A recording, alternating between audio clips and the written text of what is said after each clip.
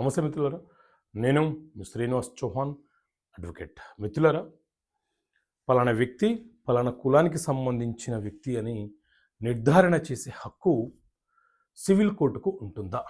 So మిత్రులారా, ఒక కేసులో AP scheduled tribes employees association versus Aditya Pratap అనే కేసులో హైకోర్టు ఒక తీర్పునిచ్చింది. ఒక వ్యక్తి నేను షెడ్యూల్ ట్రైబ్కి సంబంధించిన వ్యక్తినని నిర్ధారణ చేయమని చెప్పి సివిల్ కోర్టులో కేసు ఫైల్ చేసినాడు.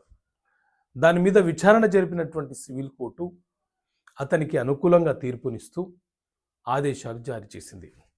సో దీని మీద విచారణ జరిపినటువంటి హైకోర్టు చాలా స్పష్టంగా తీర్పునివ్వడం జరిగింది.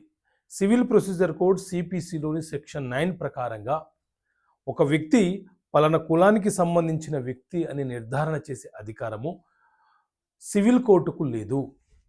సివిల్ కోర్టు జ్యూరిస్డిక్షన్లోకి ఆ అంశం అనేది రాదు.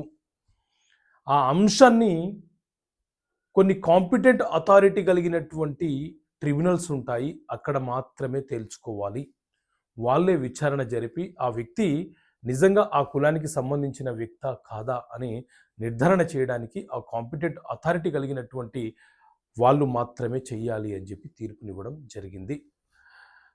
లేదా హైకోర్టులో రిట్ పిటిషన్ వేసుకొని అతని మీద జరిగినటువంటి అలిగేషన్స్ ఏంది, అతను ఎందుకు నేను పలానా కులానికి సంబంధించిన వ్యక్తిని చెప్పుకోవాల్సిన పరిస్థితి ఏర్పడ్డది, అతనికి ఉన్న ఆధారాలు ఏవి అనేవి హైకోర్టుకు సబ్మిట్ చేసి నిరూపణ చేసుకోవచ్చు. అంతేగాని నేను పలానా కులానికి సంబంధించిన వ్యక్తిని నిర్ధారణ చేయమని చెప్పి సివిల్ కోర్టులో వేసినా, సివిల్ కోర్టు దాని మీద ఆదేశాలు ఇచ్చినా అది చెల్లుబాటు కాదు, అది నల్ అండ్ వైడ్ కిందికి వచ్చేస్తుంది అని చెప్పి తీర్పునివ్వడం జరిగింది. సో ఇలా ప్రతి నెల ఆయా హైకోర్టులు ఇచ్చే తీర్పులు, సుప్రీంకోర్టు ఇచ్చే తీర్పుల కాపీని మీకు అందించే ప్రయత్నం చేస్తాం.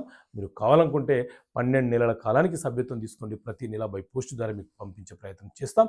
చట్టాల గురించి తెలుసుకోవడం మన బాధ్యత. రాజ్యాంగం చెప్తుంది చట్టాల గురించి ప్రజలకు అవగాహన ఉండాలి. పౌరులు చట్టాల మీద అవగాహన పెంపొందించుకుంటే ప్రశ్నించే తత్వాన్ని అభివృద్ధి చేసుకుంటారని తెలియపరుస్తుంది. ఓకే మిత్రులారా, థ్యాంక్ యూ.